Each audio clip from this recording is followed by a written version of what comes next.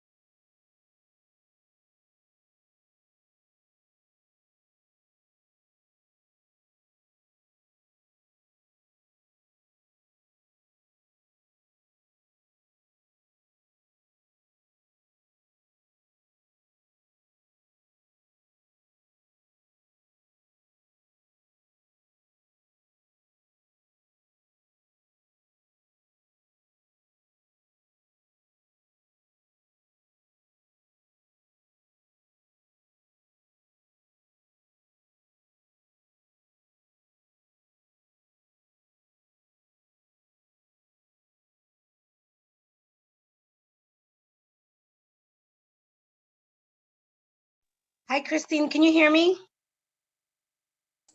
Yes, Counselor. Okay, great. Thank you.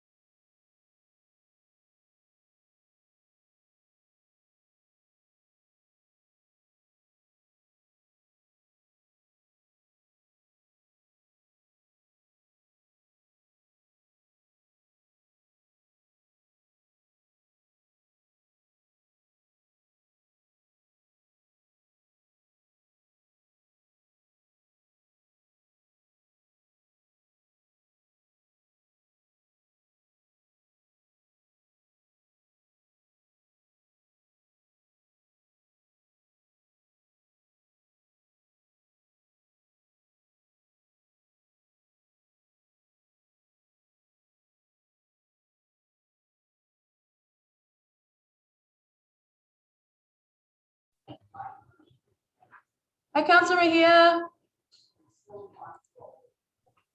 Hi. Hello, Christine, Wire, David. I think Councilor Braden said she is going to be coming, but a little bit late. I know I'm starting a little bit late, so just text all the other councilors and then we'll just get started.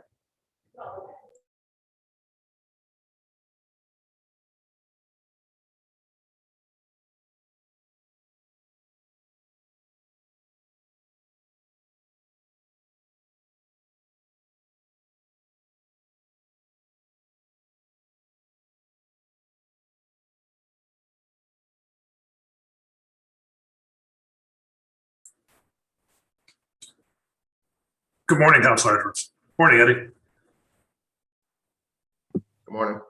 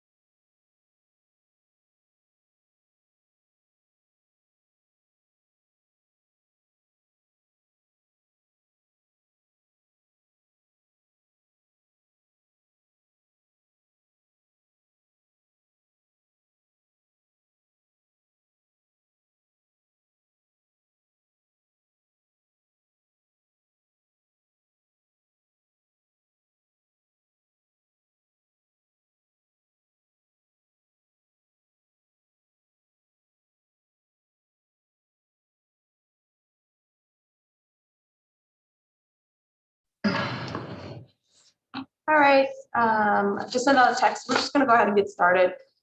Okay. Is everyone here on the, do we have Sabrina and Jim Weiss? All right. So good morning, everyone. I'm City Councilor Lydia Edwards, Chair of the Committee on Government Operations. It's Wednesday, July 7th, and we're here today for a virtual hearing on docket 0442, Ordinance Expanding Access to Local Democracy in the City of Boston. I sponsored this docket along with Councilor Liz Braden and Councilor Julia Mejia. This docket is referred to the committee on, was referred to the committee on March 17th, 2021. In accordance with Chapter 20 of the Acts of 2021, modifying certain requirements of the open meeting law and relieving public bodies of certain requirements, including the requirement that we conduct our meetings in public place that is open physically to the public, the City Council is conducting this hearing virtually via Zoom. And this hearing is being recorded. This enables the City Council to carry out its responsibilities while adhering to the public health accommodations and necessities of the moment. The public may watch this hearing via live stream at www.boston.gov/city-council-tv and live on Xfinity 8, RCN 82, excuse me, Verizon 9 and Verizon 964. It will be rebroadcasted at a later date. Written comments may be sent to the committee email at ccc.go@boston.gov and will be made part of the record and available to all councilors. Docket 0422 will require public bodies to provide a remote participation option for all of its public hearings and meetings except for executive sessions as allowed under the open meeting law. This ordinance requires that the notice of public meetings and hearings be posted at least 7 days prior to the meeting date unless there is an emergency as defined as section 1-8.1. The proposal provides standards for the publication of meeting agendas and minutes online, requires video and audio recordings of all open sessions of a public body. The purpose of this proposal is to increase access and participation in the meetings of public bodies. Joining us today from the administration are Chief David Elgov from DeWitt and Edward Margire from the Office of Neighborhood Services. We also have councilors, again, Councilor Mejia is with us right now. We've also been joined by Councilor O'Malley. And I do know that Councilor Liz Braden will be joining us shortly. We have also the organization's Boston Center for Independent Living, Jim Weiss, Student Immigrant Movement, Sabrina Barrosa, and the ACLU, Kate Crockford, will be joining us also in to discuss this, this ordinance. Again, this is an ordinance that would require the city of Boston to basically provide remote participation option for all of its public hearings and meetings. I do understand that the administration is here and may have some introductory remarks, but before we go to you, I'd love to open up the floor to Councillor at Large Julia Mejia for any opening remarks. Hi, good morning, all. Really excited to be joining you. Thank you to the chair and to Councilor Breeden for bringing us on as a co-sponsor. I'm currently in the Dominican Republic as evidence of how effective and important this virtual hearings have been. We've heard from so many people who are participating in their community for the first time, thanks to Zoom and other virtual meetings. We have an obligation to continue to offer this resource for residents so that we are creating space for all means all in our city government. And not even being on vacation could keep me away from being here present as one of the co-sponsors. This is an issue that has been dear and near to me along the way. And so I'm happy to be here with you all today. Thank you. Thank you so much. Councillor O'Malley.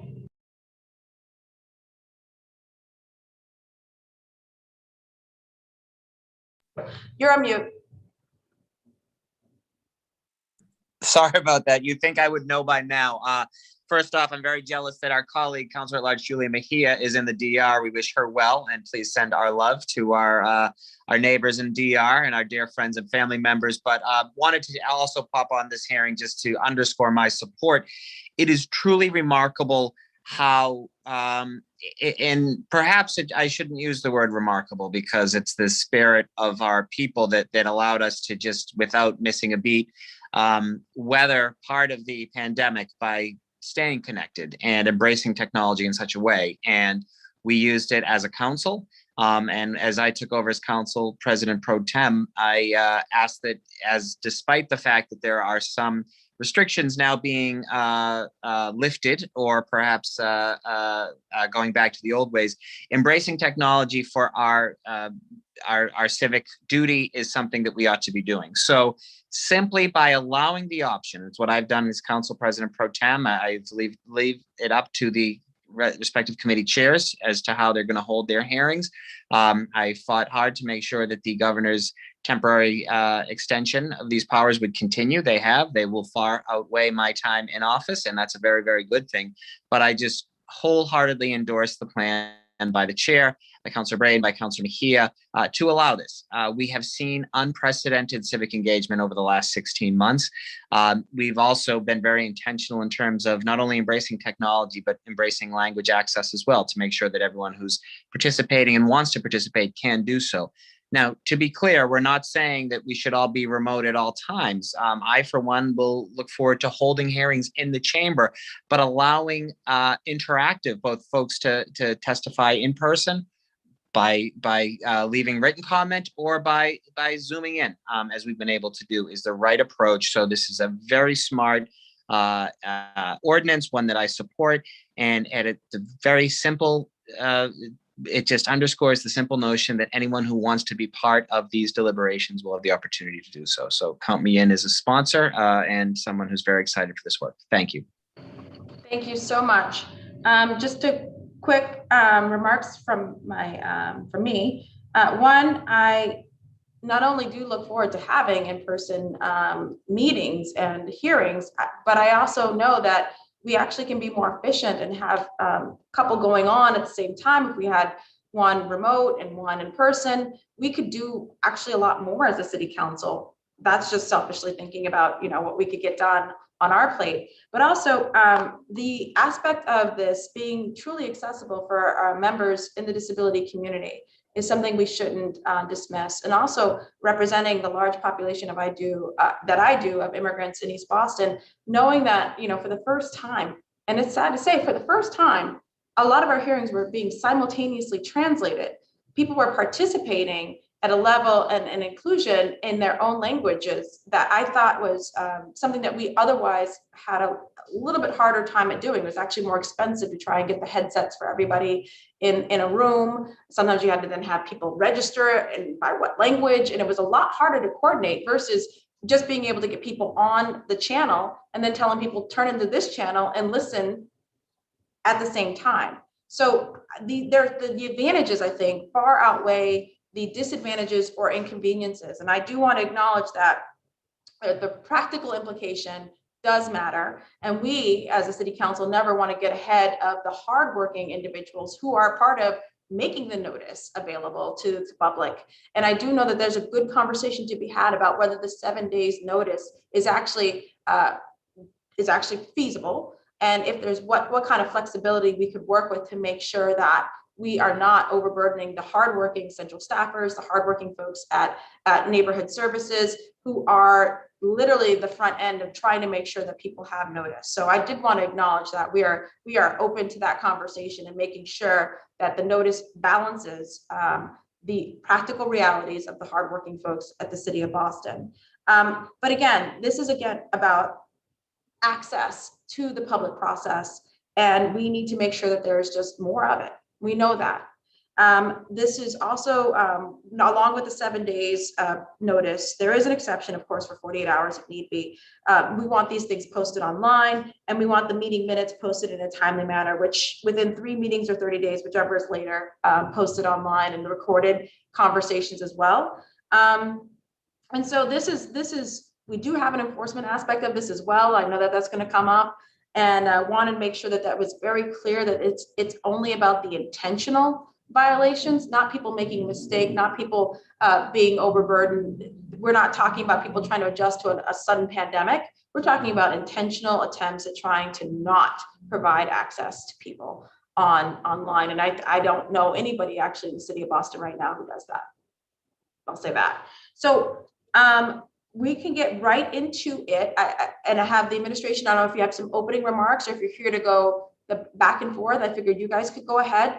And then since we only have 3 proponents, or if you will, guest speakers that signed up, I'm going to go ahead and turn it over to them as a panel, and then we can have the full-on conversation. Okay?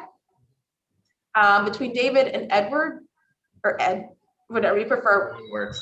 Okay. Thank you, Councilor. We're fully supportive of this. I mean, a lot of the things that are already in the ordinance are practices that we have implemented at the Office of Neighborhood Services. I know, working alongside Do It, we've continuously pursued to make our presentations more available and equitable to the public. We're making sure that we're focusing on the different platforms that are available to us, from WebEx to Zoom, to see which ones fit best. And we're constantly in communication with the language access team.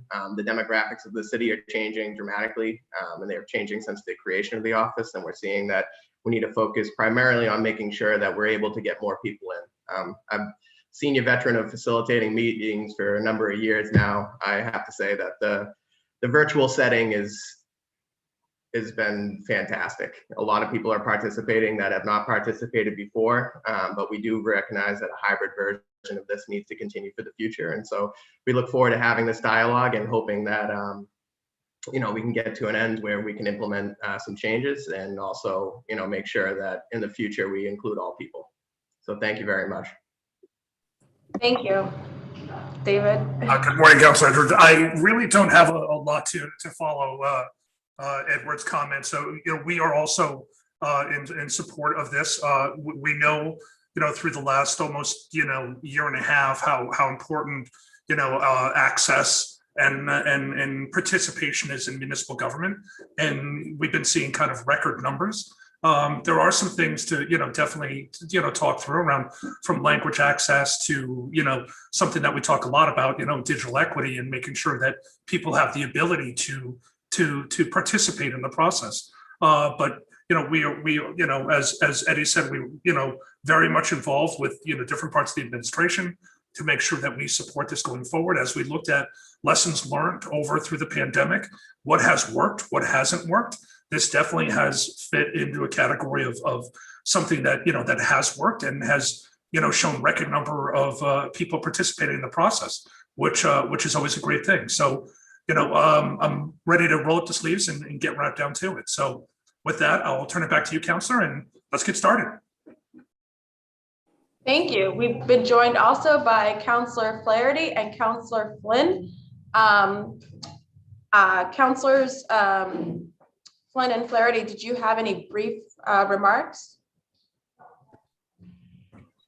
Good. If I may, Chair, I'd like to thank my colleagues, Council Edwards and Braden and Mejia, for filing this important ordinance, and for you, Madam Chair, for hosting the hearing this morning.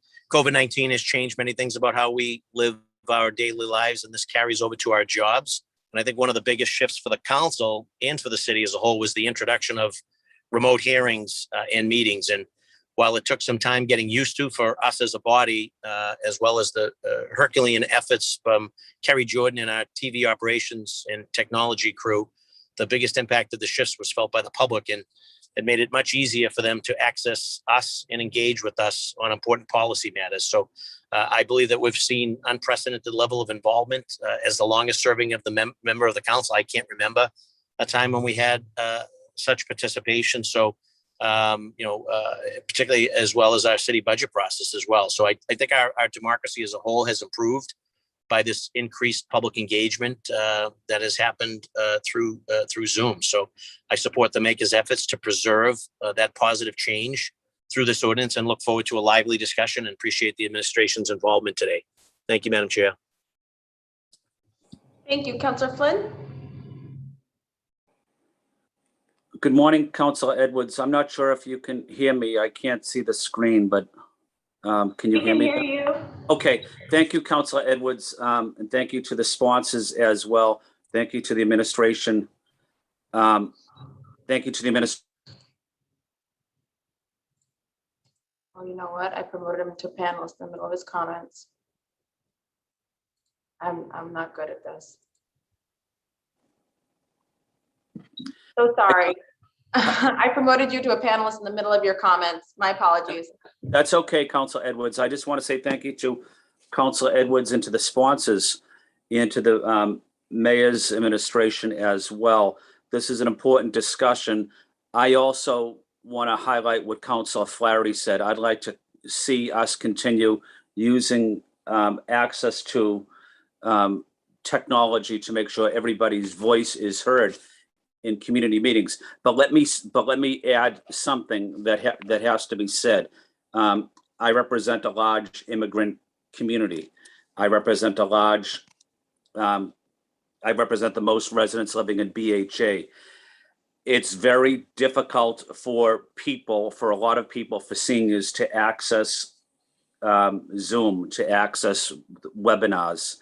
For my immigrant community, it has been a challenge to access Zoom meetings as well. And then when we switch from Zoom to another one, WebEx, it's even more difficult. And many of them may not speak English, or many of them may have very, very limited experience working with computers or technology. So I want to highlight that issue.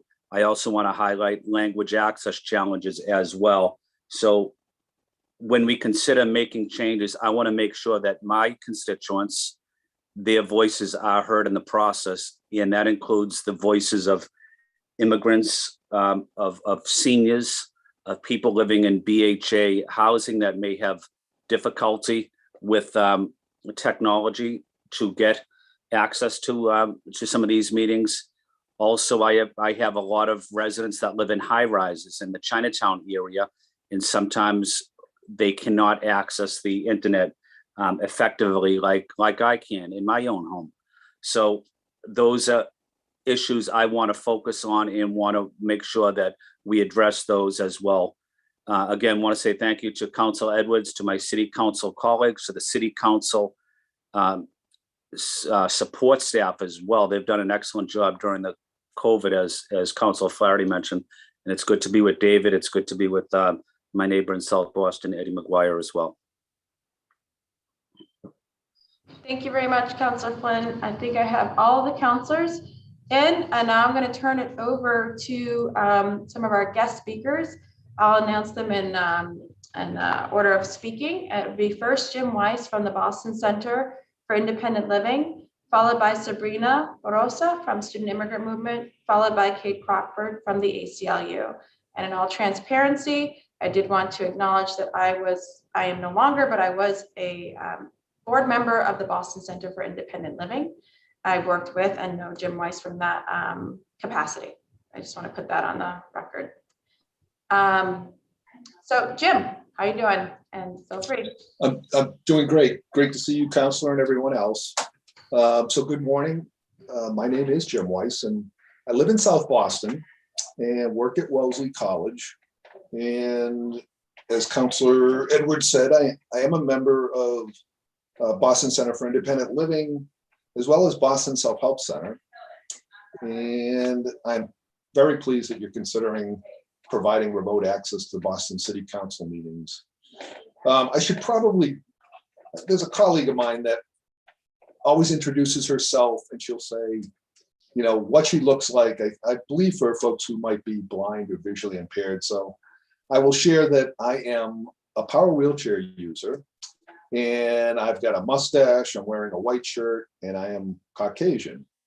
So with that said, working full-time outside of Boston, I work at, again, Wellesley College, and being able to access this Boston City Council meeting and really any other meeting that might require transportation is really a godsend for me.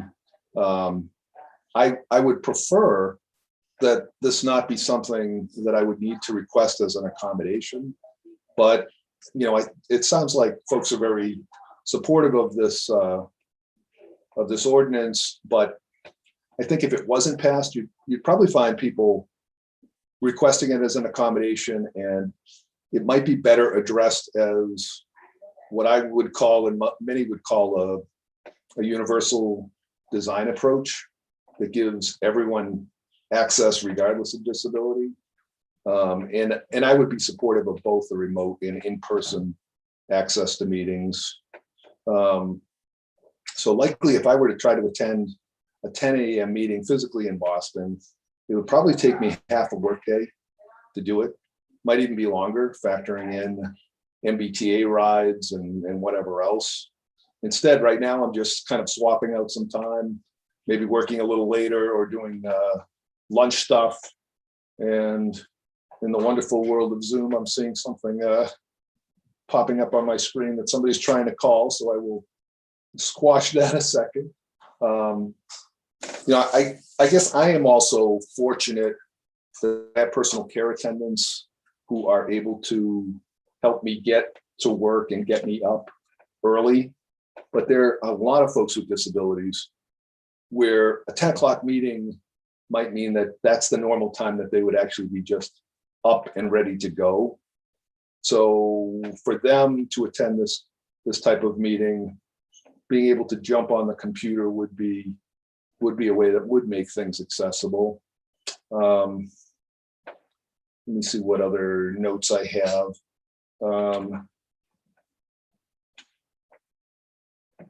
You know, I think without, you know, beyond kind of the disability kinds of areas that people are considering, and maybe including disability, there are folks who have childcare responsibilities, healthcare responsibilities with family members, and again, the work and travel, you know, all kind of combines to make this challenging. So I would greatly support a hybrid model for access. And as I just kind of came into this webinar environment for this meeting, I would also encourage you to, I know you're recording, I'm assuming that the recording will then have text available for people to review, but I think you should also consider accommodations in terms of captioning and how this will be posted on the web, and what you might want to do in terms of process for folks who either need accommodations, whether that's something that's automatically done, or, you know, ideally it would be automatically done or built into built into Zoom, or if you're posting this on YouTube, doing some editing. But I guess I would, in closing, encourage you to continue with this, but consider some of those factors as well. Thank you, Jim, for some incredible, powerful testimony. I think access from a lot of our folks in the community who have disabilities. As you know, Councillor Flynn and I talk, a lot of them are veterans, a lot of those people have served, there's so many different ways in which people come in and out of having a disability in their life. And I think that the city of Boston, and by the way, this applies to all public meetings for the city, not just city council meetings. There would be BPDA meetings. I think we would try to at least have that apply to that. It would be for the CONCOM meetings, hearings for the commissions, all of those different meetings that are open to the public. I think that this would actually make them truly open to the public. And I think it was incredible, powerful testimony about what it means to physically move around, to wait for you know, a car, to get here in rush hour traffic, to do all of those different things as well are things worth considering. And I think I just want to thank you for that powerful testimony, Jim. Going on to Sabrina Barajosa. Hi everyone, good morning. My name is Sabrina Barroso. I work with the Student Immigrant Movement as an organizer. First and foremost, I'd love to say thank you to Jim and to all the counselors who spoke before me. I think it's really exciting and very beautiful to hear everyone talk about inclusivity and access, to folks being able to, you know, come and share their voice, which is super powerful, I know, for everyone to hear, especially during a time where it was incredibly difficult for many families of Boston. I think the power of people showing up shows how much our city cares about one another, about our stability, about our well-being. And I'd also really love to highlight some of the concerns that Councillor Flynn was talking about in terms of you know, access and folks still learning about how to use computers, how to use apps, which is super important. And I think that as a community, you know, with the excitement that we have around still being able to contribute our voices, it will be a way for us to, you know, really figure out how to get more folks involved and share that knowledge that, you know, is important for folks to be able to hop on and join calls like this. So like I shared before, I work with the Student Immigrant Movement, and I work as an organizer. So a lot of the work that I do is with young people who are either in high school, transitioning into high school, or folks transitioning into college. And one of the things that I had noticed the most, one of the biggest troubles that we had was with, you know, getting young people to actually be able to come to hearings and different events happening at City Hall. And this is because, right, as a young person, not only are you juggling maybe like, you know, different sports, homework, right, but a lot of young people are also taking care of their siblings, right? So a lot of the times the response that we would get, you know, one of the biggest things for us is young people getting involved in what's happening in their community. So we would always be trying to, you know, invite young people to come and testify, at least to be present at a hearing if they hadn't testified before. And one of the things that would always come up is like, I have to go home because I have to take care of my siblings, right? Like my parents work all day. And, you know, we can't afford childcare or anything. So I need to be the one that goes home and takes care of my siblings.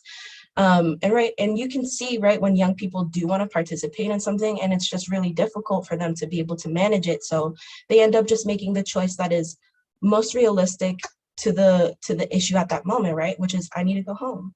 And it's completely understandable. And like everyone has been saying, right, if you're a parent, it's the same thing. You might be working and there is no time for you to go to City Hall, you know, find a place to park your car or take the T, right? And then have to manage like how I'm getting back home and everything. So, you know, that's something that I would just like to highlight as a real life story about many people in the city of Boston, you know, just in terms of highlighting the values of, well, what everyone has been highlighting of inclusivity and having access to an opportunity to be able to share that power of speaking your mind and sharing, you know, your story, what's happening in your life. as it pertains to a particular, docket or like a particular ordinance, something like that. And so it's a really beautiful thing for folks to be able to feel like I have the power to join in and to say something. And so, I'll just keep it at that. I know that everyone here is kind of on the same page about, moving forward on this. And I would just like to say that, I think it's really beautiful for us to think through, like, how do we make this even more inclusive, right? Like, do we do little pamphlets that kind of have step-by-step how to use something? I'm sure that there are plenty of ways that we could think through how to make, technology more accessible to the folks who have been struggling with it a bit. And yeah, I think it would be really cool to see, the city council really model a hybrid structure at this time and, moving forward. I think that there are many other places that can also really benefit from using that structure, like in terms of, the school committee, right? And then also having, proper translation like Councilor Edwards was talking about. So, I think it would be a really beautiful opportunity to be a great role model in the city of Boston with this structure. Thank you so much, Sabrina, for that powerful testimony. Again, appreciating, understanding how much access is about democracy.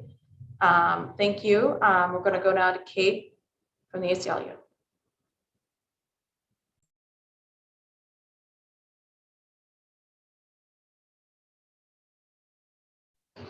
I can't hear Kate. Can anyone else? No, can't hear Kate. Oh, and I apologize. Thank you, Councilor Braden. Councilor Braden, one of the lead sponsors, is also here. Kate, before you go, can we go ahead and let Councilor Braden speak? Sure. Okay, go ahead, Councilor Braden. Thank you, Madam Chair. I apologize for my tardiness. I was moving between locations and I got stuck in traffic. Yes, I'm really excited about this ordinance. During COVID, we realized that many of our virtual meetings had a massively increased attendance because people who had childcare responsibilities, people who were taking care of elders, were able to join our meetings remotely and participate in the conversation and have their voices heard. So I'm really excited about this ordinance, and thank you for what I've heard so far. Sounds very good, and I look forward to continuing the conversation. Thank you so much. Thank you, Councilor Braden. Kate Crawford from the ACLU. Hi, yes. Sorry about that.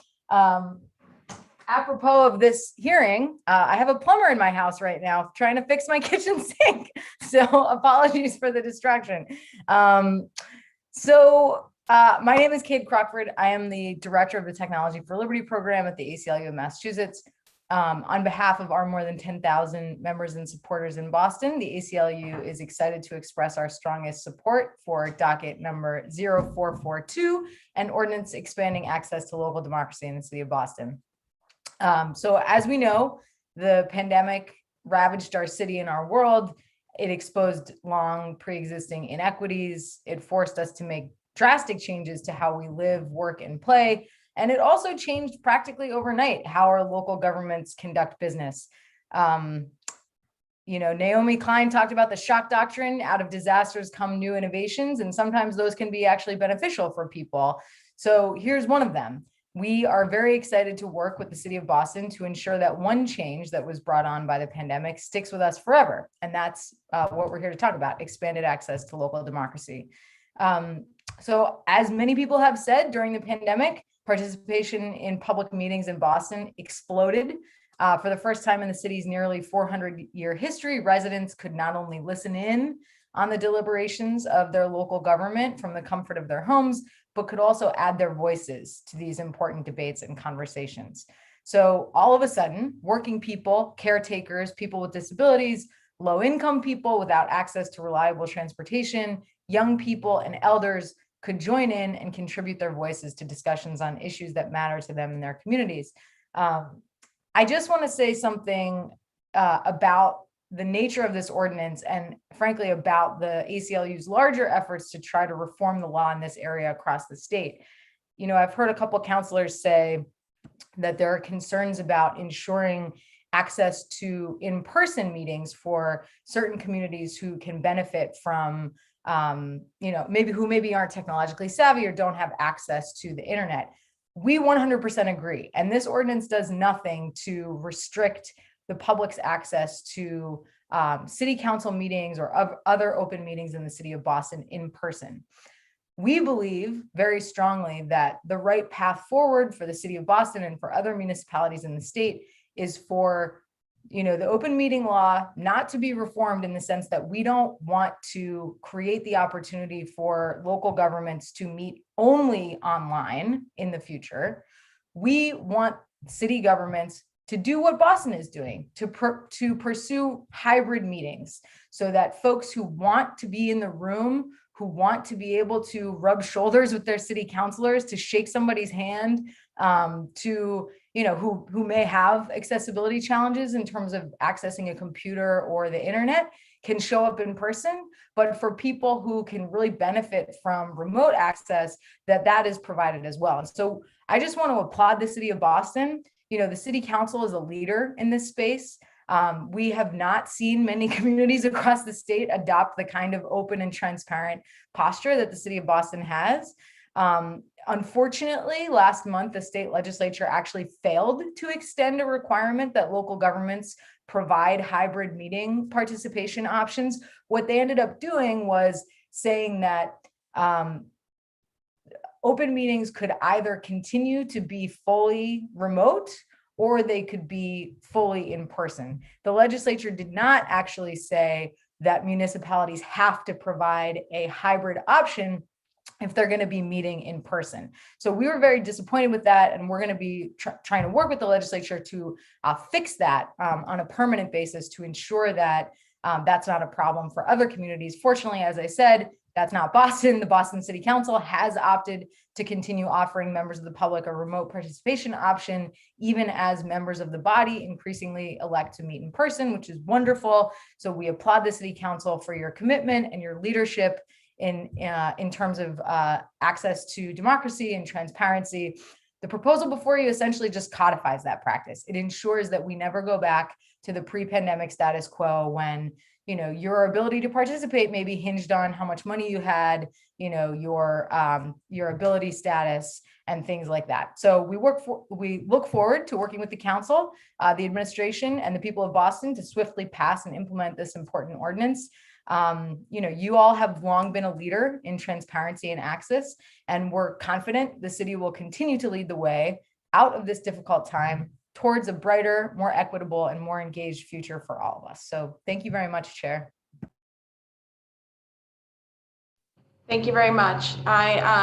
So I just wanted to, now that we've been kind of gone through the pros and cons for this, I didn't know, just looking right now to the administration, based off of the overall concept, were there certain things that you felt needed to be added, clarified, or any questions that you had or considerations we need to have as a city council? I'm just putting it back to administration. I understand we're all on the same page. It's just really kind of like, how do we craft the best? I mean, I think the timelines that we have established in the ordinance of 7 days is something that we already practice. There are particular models, I mean, such as the hybrid model, that we're going to have to continue to work with, the DUA team as well as our colleagues in the city council to accommodate where we've had and I know you mentioned the BPDA earlier, they are also on the same page as us moving forward, not only with virtual meetings, but also a hybrid model. And they've had a team up there completely focus on that and how that they would facilitate their processes on those. But I mean, overall, with respect to the ordinance, I think it's just a matter of logistically staying on the same page with respect to the capabilities technologically, as well as knowing that each neighborhood is semi-different. So there are areas such as Chinatown where a hybrid model seems to be where we're going toward because of the demand for more in-person meetings, as well as just the just regular demand there. I know Orient Heights is another area that they would like to have more in-person meetings and things like that. So we're just focusing on making sure we listen to as many constituencies as possible. And like I said earlier, we're regularly in contact with language access. So the demographic needs change pretty regularly, and we're just trying to adapt and change as quickly as we possibly can. That being the case, it does take some time to line up the contracts and the necessary support to enable these things to occur. And it's not something I think that can happen overnight, but I do think it's something that we've been working toward and we've been, making a lot of ground on. And so as we move closer to actually enacting the ordinance, we just hope to highlight that, in the background, there's technological things that we need to establish, whether or not we stick with a single platform, be it WebEx or Zoom, and how accessible those things are, as well as making sure that they fit the needs of the different offices that we, interact with daily. Just for example, the abutters meetings that we have are regular. Before the virtual meetings, we were literally holding them on the sidewalks, and so it's just come a long way to the point where we have more activity, more people participating. And at some points, we know that we might need to do some things in person, but we also don't want to diminish that. So how do we balance, the liaison, facilitating an in-person meeting while also having someone conducting or, the electronic apparatus as they have to include it. So we're more than willing to work on it. We're amenable. We've been amenable throughout these last 2 years and continue to be. So, as leaders of the city see fit, we will continue to operate as such. And I really don't have much to add to Eddie's statement. We are, like in my opening statement, we are very much agreeable to this. It's really just looking through in terms of, and I think it was mentioned earlier in the session, to determine which platform that we would be looking at, the Zoom versus WebEx and the features and functions of each of them, especially around the language component of that. And it's really just around making sure that we have the appropriate agreements in place and that we are in lockstep with with the various departments and the city council. So we are on board. Just want to make sure that we have all the I's dotted and T's crossed as we move forward. Okay, I see Jim, you raised your hand, and then I'm going to go through and ask some quick questions for folks to get feedback on the language. Go ahead, Jim. Yeah, so not necessarily to slow down the ordinance, but I heard Councilor Edwards talking about staff and kind of working in that disability services space. I think what David and Eddie were talking about in terms of identifying platforms and all makes sense. And I think it would be helpful for the staff to get some guidelines as to how to do this kind of stuff. And so nobody's recreating the wheel. And maybe it's a video on how to set this stuff up. And again, I mentioned captioning. There may be, so some of these platforms have built-in captioning.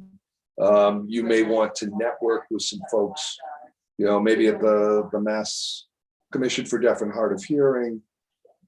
I know all the kind of the canned YouTube captioning, they're not perfect. And so is that something you use?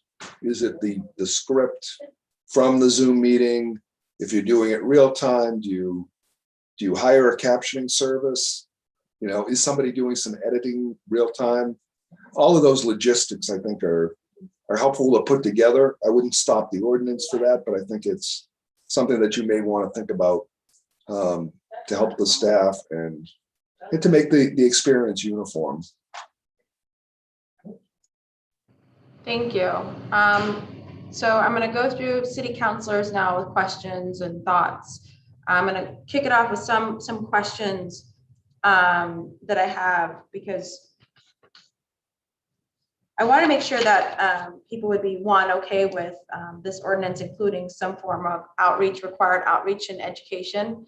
I think Sabrina brought it up, but I think there should be an understanding of, before this becomes effective, how if the city is required to do a massive outreach and push to say that this is going to be an available opportunity for folks. The worst is making us more accessible and no one knowing about it. So I do want to make sure it's truly successful and uniform, that I assume on all notices going forward, there will be required that there's a link or location on the physical notice and online and in the email saying where they can access it. I do think there's a certain level of uniformity we do need to adopt also in how we conduct the meetings. I know with BPDA, you don't see other people and they let people speak or they don't. With other folks, it's all, everyone's all in and the chat's open. It can be all sorts of different things. So again, I agree with, I like the way Jim phrased this. I'm not going to stop the ordinance for that, but I do think when we go into the working session, we need to consider about what uniformity looks like.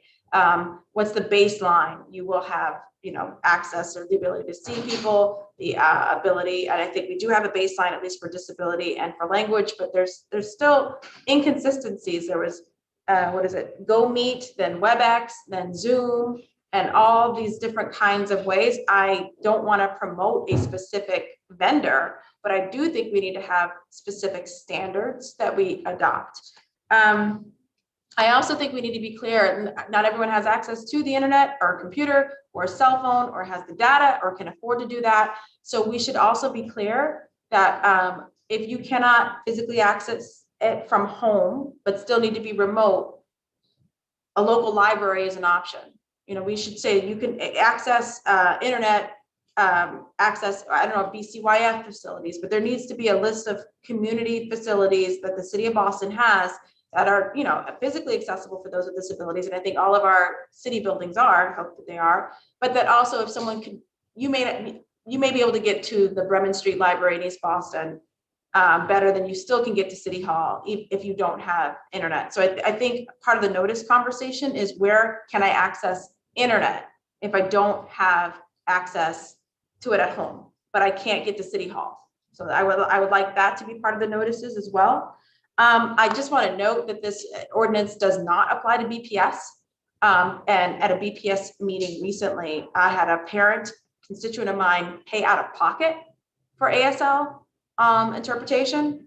And I don't, yes, but this doesn't apply to them, but we could still set a standard, hopefully that they would rise to the occasion and hopefully be consistent with us. I think someone mentioned working parents.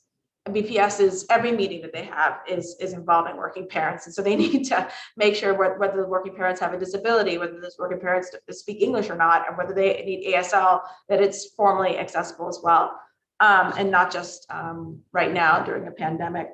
I am curious if there's a way to have, and maybe we already have this, a community calendar with all the meetings up where there's one access point, one button to click or one link to get to, so that if I see on the community calendar for the city of Boston, BPDA meeting on East Boston Greenway, I find it, I click on it and I have access and I'm in the meeting remotely.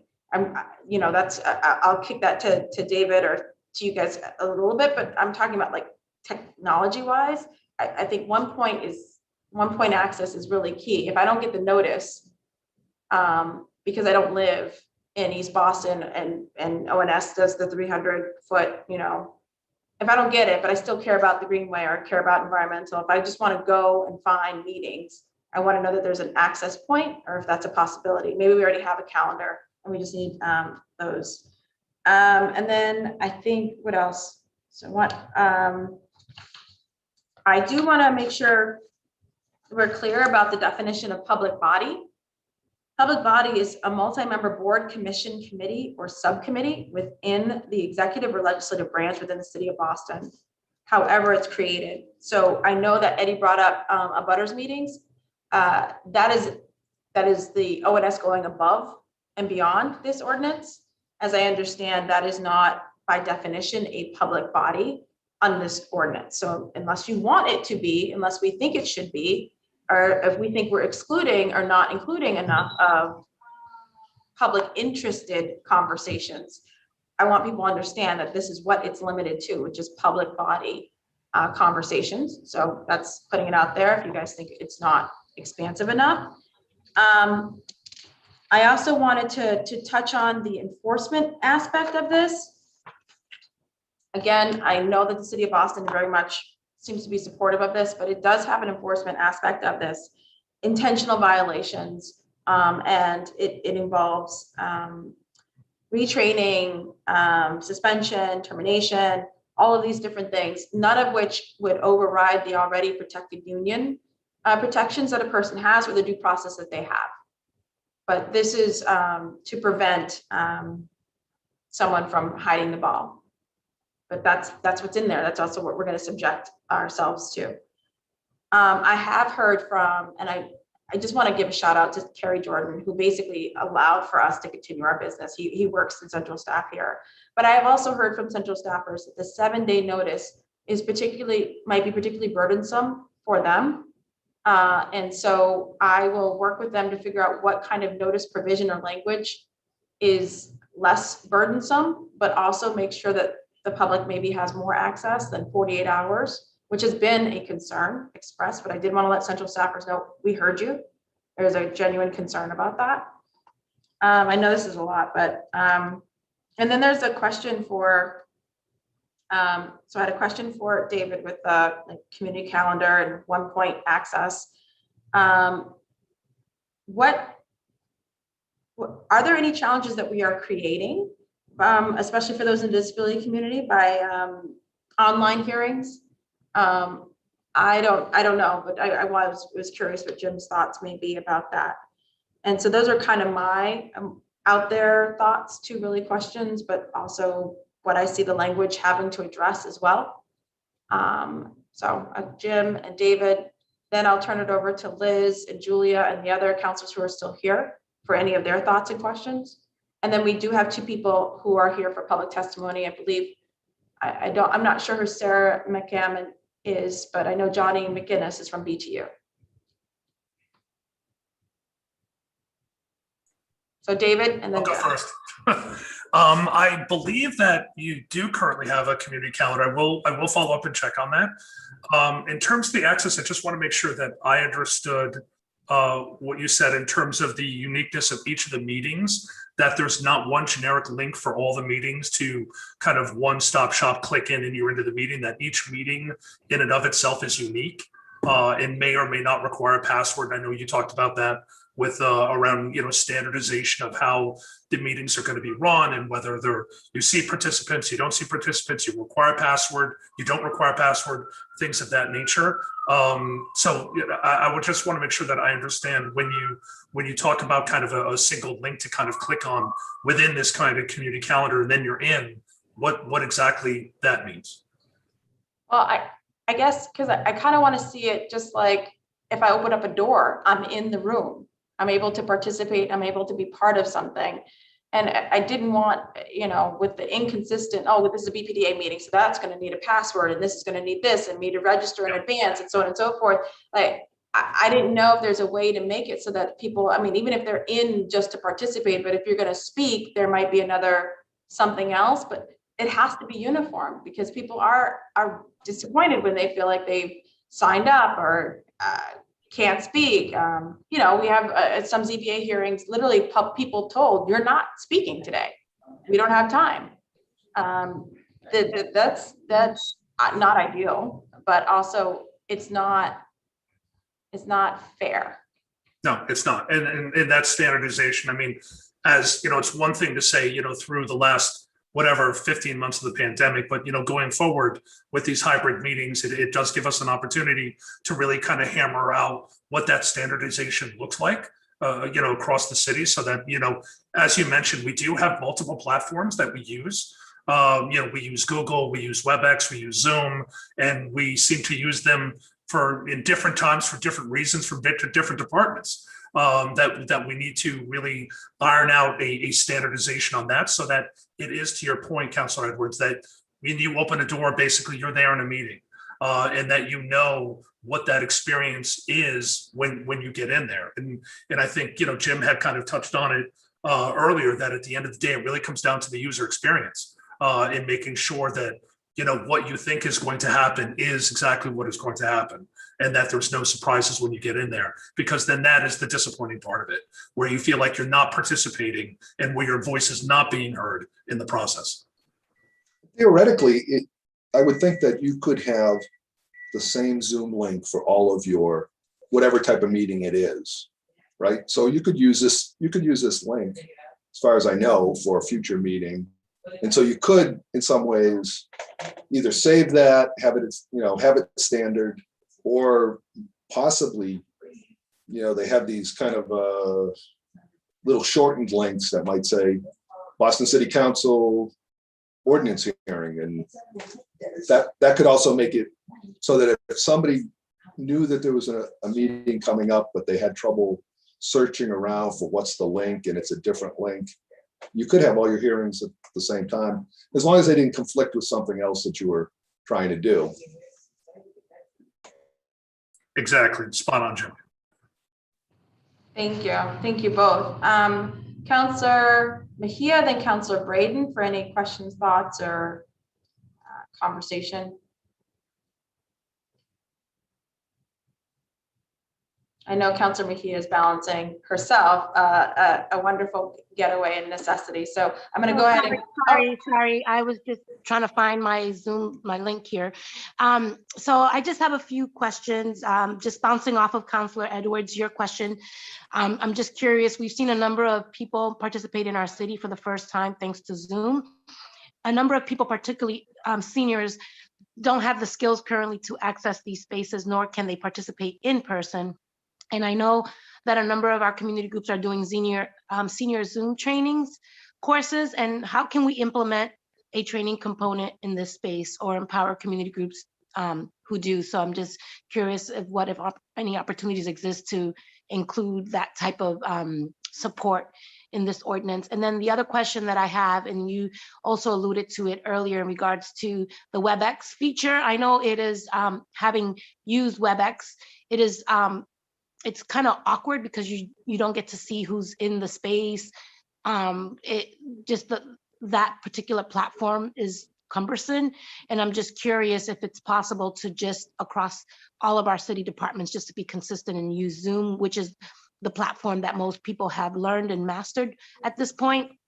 So I'm curious if we would be able to kind of push for some standard around utilizing Zoom. So it's one thing that people are learning how to do across all departments instead of having multiple different platforms that you just never know what you're going to get when you register.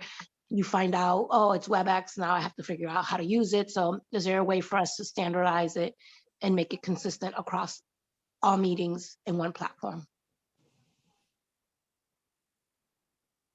Thank you, Councilor Mejia. Any thoughts from the administration on uniformity in the vendor space and standards? I understand we can't technically just say it will be a vendor of specific name brand, but to echo Councilor Mejia's point, if we had standards across the board, no matter what you come in as, you need to provide the following things. I don't know. Okay. Yeah, I mean, me and our team has been working, as well as, other departments with Do It, regularly discussing, the flaws of whatever platform we're using for those particular meetings. And we've had conversations about focusing in on particular platforms, one of those being Zoom, and about the accommodations they make. Like any, major decision in procurement, there's a few things that we have to go through before we can acquire them. But we hope to have more uniformity in the near future, especially working in line with this ordinance. And even like you said, especially with meetings that might not necessarily be in line with the actual ordinance, but reflecting, the actual traits that we want to see in every single meeting would be a situation as well. So we're not exactly there yet, but we are working toward doing that. And I know that, our other departments are using Zoom and some are using WebEx, but we're almost at the point in which we could probably procure one. So. Edward, could I just follow up to that? Councilor Edwards, is that okay? Could I just have a follow up? Absolutely. Thank you. So in regards to WebEx, Yep. what I have experienced myself and have heard from other folks is this anonymous situation where you hear the person's voice, you don't see who's there. It seems to me somewhat impersonal, and there's something to be said when you can actually I don't know, it just feels awkward. So I know we can't pick a vendor, but whatever it is, it should be something that allows for that sort of feasibility to be able to know who's in the Zoom or who's in the room or who's ever in the space, just because it just feels a little weird.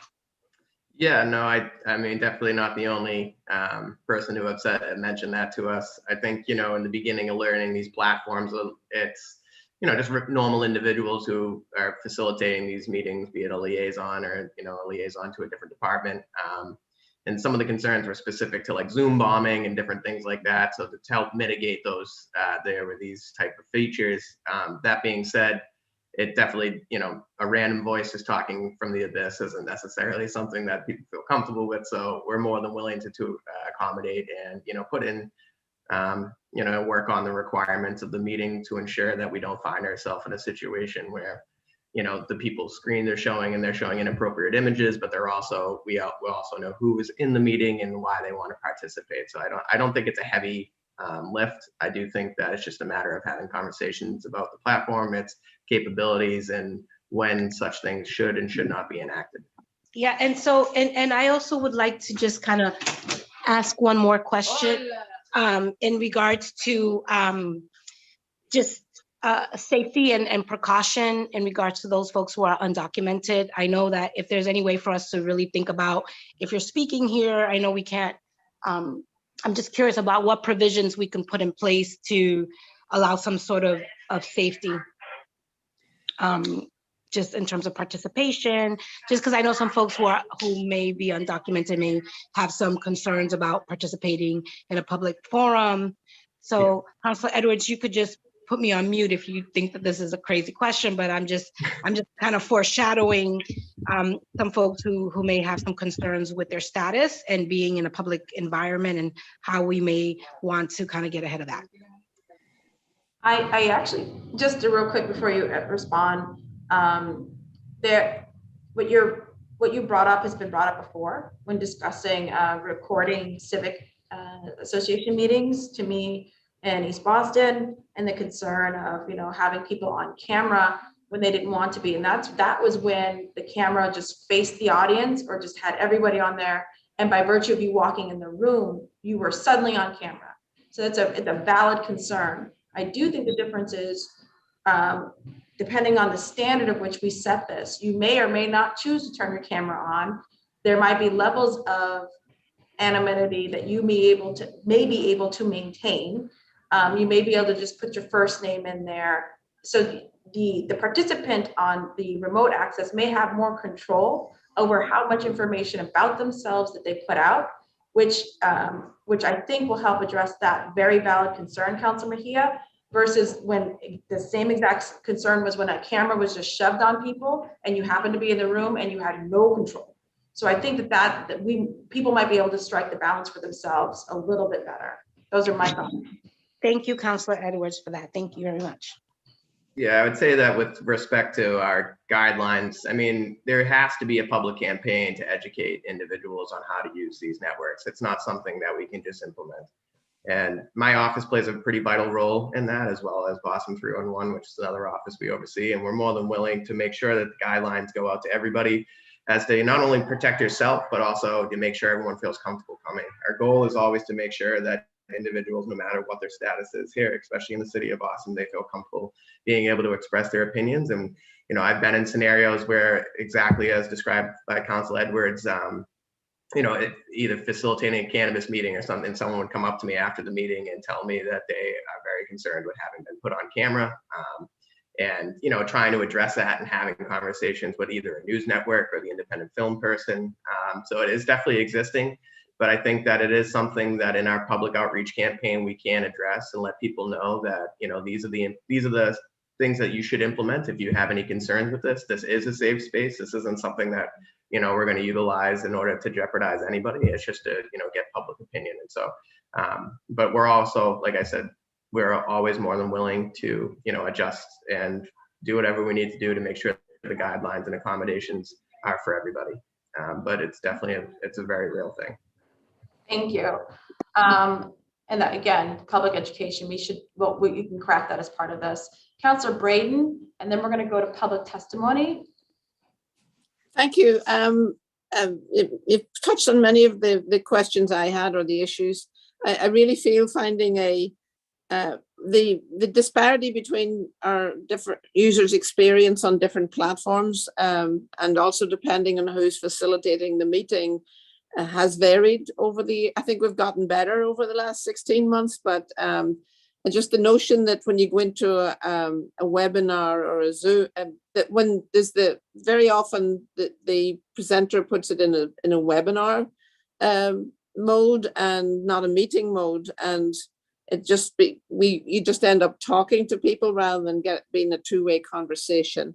I think knowing who else is in the room, who else, not these anonymous voices that come out of the abyss, is really important, because you should be able to recreate the sense of it being like a community meeting where you know who's there. You can, I love and enjoy the meetings that have a very open format, that you know who's there. You can make comments in the chat. You can ask questions in the chat. It becomes a really rich dialogue. Whereas if the presenter or whoever's in charge tries to control it really tightly, you end up quashing the dialogue, and it's not what we're looking for. So I really feel that, getting to a place where we can get some agreement on the across the board standards, regardless of what platform we're using, would be very good. I have to say WebEx is not my favorite one. I think it has been a little clunky. And again, it is getting better, but there are severe limitations. And I'm delighted to know that the BPDA are working on this as well, because in our neighborhood in Alston Brighton, the most frequent community meeting is usually about a development project, and the BPDA is running the meeting. So I hope they're vigorously engaged in this conversation as well about public access to meetings. Thank you. I can assure you the BPDA will be.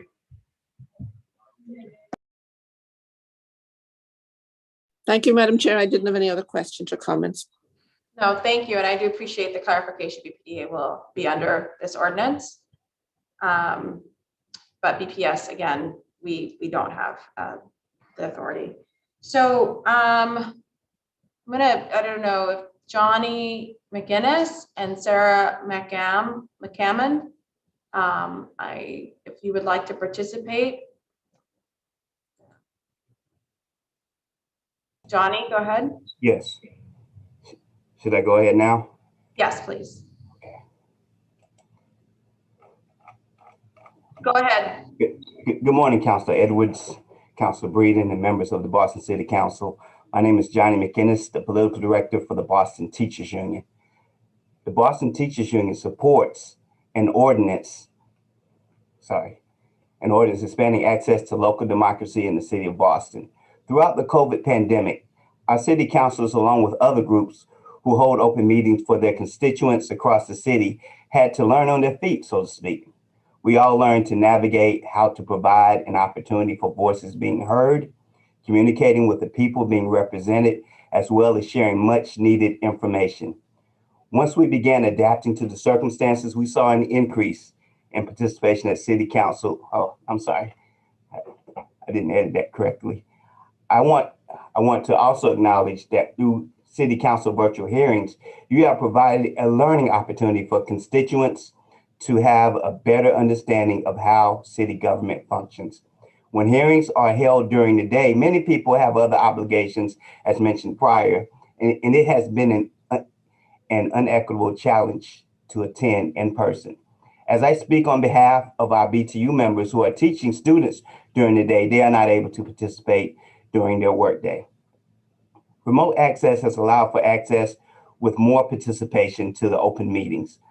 I will reference the BPS budget hearings, for example, at City Hall, when I sat in the chamber with counting on one hand or maybe both hands on who was in the room, not including BPS staff. But as councilors, you have witnessed there were quadruple observers during the process. It made it more transparent. Through remote access, an opportunity has been created. For example, individuals with disability or those that are senior citizens who have access to technology are not always able to physically access hearings to attend in person. None of this should negate the fact that we do look forward to having hearings in person. Again, we support continued remote access, allowing a great opportunity for the democratic process. Thank you. Thank you very much. Sarah McGammon, if you could state your affiliation and as well when you introduce yourself. Absolutely. My name is Sarah McCammond. I'm the Executive Director of the Harborfront Neighborhood Alliance. We bring together neighborhood associations of East Boston, Charlestown, North End, Downtown, South Boston, and Dorchester to ensure resident voices affect the growth, development, and sustainability of an accessible Boston waterfront. And I want to thank Councilors Edwards, Breeden, and Mejia for this important legislation to establish permanent remote participation option for all public body meetings, the technology accessibility for people with disabilities and those who speak languages other than English. This will elevate community voices in public process. And as Councilor Edwards mentioned, we would like these same considerations extended to all commission and city publicly engaged entities, including the BPDA and abutters meetings. With the end of the state of the emergency, the anticipation was that public meetings be hybrid and an in-person remote meeting format going forward. And although the state of emergency extended open meeting law, it ends on April 1st of 2022. We would like to also reiterate Councilor Flynn's, Mejia, and Braden's points that one platform should be chosen across the city to provide greater familiarity and ease of use, functions, and interactions.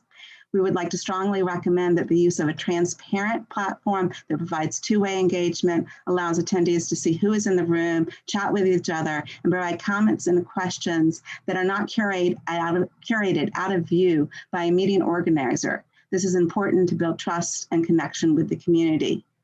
We also understand there are issues inherent in both online and in-person formats. It's our expectation that a hybrid format would be better. We encourage the utilization of digital tools such as polling or surveys, encourage submission of videos for commenting, and by utilizing digital engagement tools and continuing to innovate and create best practices, the result will be better public engagement experience with greater input from residents on the neighborhoods they live in, work, or visit. And just a quick note, there was a discussion about a 7-day meeting notice and the challenges that prevents or provides to the staff, and just would like to say that the public really needs 7 days in order to clear their schedules and attend these meetings. So I just wanted to point that consideration as well. Thank you very much. Sarah, you had wonderful suggestions. I especially love the video testimony as an option for folks. Are you providing written testimony or at least some notes so that we have that as part of our record? I'd be happy to send my comments in writing. Thank you so much. So now we're going to go, I think that was it that we had for public testimony. And we did receive written testimony from other folks. But ultimately, my goal is to have a working session on this and this particular language and making sure we get into specificities. Again, Sarah mentioned, for example, wanting butter meetings to be part of this. And so I don't know if Ed McGuire from ONS has any thoughts about butter meetings being part of this ordinance. I mean, to be honest, we do 7 days. A lot of the things already highlighted, we already try to do on a day-to-day basis with respect to abutters meetings. I think it's important that how abutters meetings play a role leading up to the meetings that would be defined by this ordinance as it is. One of the things that I wanted to highlight and I think is important is that the abutters meetings and other meetings that we facilitate, be it Article 80 or others, the comment period never closes. So technically, if you don't make it to the meeting, there are a variety of different options for you to reach out to our office or the offices that would be facilitating that process and provide your feedback so that we can, take that either be in a written form, be it a snail mail letter or an email or a phone call, document it and then make sure it's sent to the appropriate boards for review. So I think there are some logistical aspects from an abutters meeting standpoint that we would have to discuss with respect to a hybrid model. And, typically I have my liaisons are doing more than one meeting a night. I know Lena and Haley Dillon, a few others doing multiple meetings a night. And so trying to make that logistically work could be somewhat difficult, but we're always, like I said earlier, we're always more than accommodating. We always try to operate on a 7-day to 7 to 14 day notice schedule. So there's not a lot of things that are in this ordinance that we're already not trying to practice. I do think though, some of the larger scale things such as the public outreach campaign, unifying the platform, and then logistically getting the guidelines down is something in a working session we'd like to do. And as we discuss them, I think, I'd have a better understanding of how easier, what difficulties would be implemented, but just some of the things I highlighted there are what I would say is concerning, but also we went from having meetings on the sidewalk to where we are today, all within, a international pandemic. So I'm not afraid to, get down and work on this and see what we can do. We know. Before I go to Councilor Braden, two quick notes. I don't know that the language is clear on its face that this would apply to IAGs. I do think that that's something we should consider, or I'm putting out to everyone. I do think the impact advisory groups, that's what that stands for, from that are usually part of the Article 80 process, that come back and forth. They're usually people from the community. They are appointed, but I don't know that they are a board or a commission or committee or subcommittee per this language. But I'm going to propose definitely having IAGs be part of this, and that their meetings be also hybrid. If someone from the BPDA might want to talk to us about what that means in terms of cost and infrastructure that they may need to now build out. It's one thing to have their regular zoning commission or BPDA board meetings hybrid, but if we're also talking about every single IAG meeting around the city, that might be an infrastructure kind of build out. And speaking of build out, I did want to ask the administration, this has a 90-day buffer. So once passed, there's 90 days before it is truly effective. Do you think that's enough for the public campaign? Do you think that's enough to build out anything we need in terms of vendor, either vendor selection or vendor consistency and standards? Do you think 90 days we can get this done? From a public campaign perspective, I think 90 days, being 3 months, we usually do 3 to 6 months. So it's something we could accommodate, and typically it wouldn't be something that we would just stop after that 90 days. We would continue to push that information out. With respect to procurement and the conversations around unifying under one particular platform, I think that would be a conversation with the procurement office, as well as the capabilities to do it and what is their current situation and apparatus. But 90 days is somewhat quick when it comes to municipal government, but it's also I think a sufficient amount of time to kind of get the guidelines in place. Thank you. I think on the technology side, I think it, I agree with Eddie. It is probably a little bit quick, but I think it's, I think we could do that. It's really just about determining what the standards are in vendor selection and features and functionalities that we want to have as we compare product to product, and decided, our standardization moving forward. But, I think it's achievable. Thank you. Councilor Braden, and then Johnny McGinnis from BT, who has raised his hand. I think another important group to maybe have at our working session, maybe some representation from Boston Public Libraries, because that is a location where many folks who do not have access to their own reliable internet, you get online to do all sorts of business in their local libraries. And I think having the library partner with us in educating their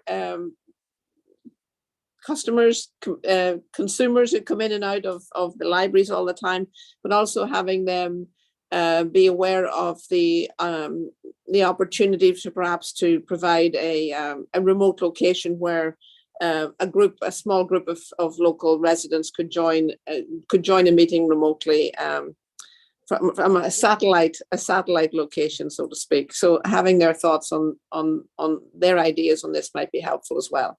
Thank you.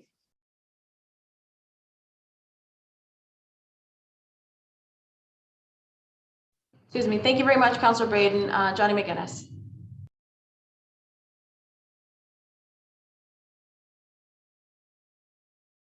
I'm sorry, say your question again? I noticed your hand was raised. Oh. Was that from the first It's from time? before. I'm sorry. Oh, Let okay, me- my apologies. That's me. There we go. I got it.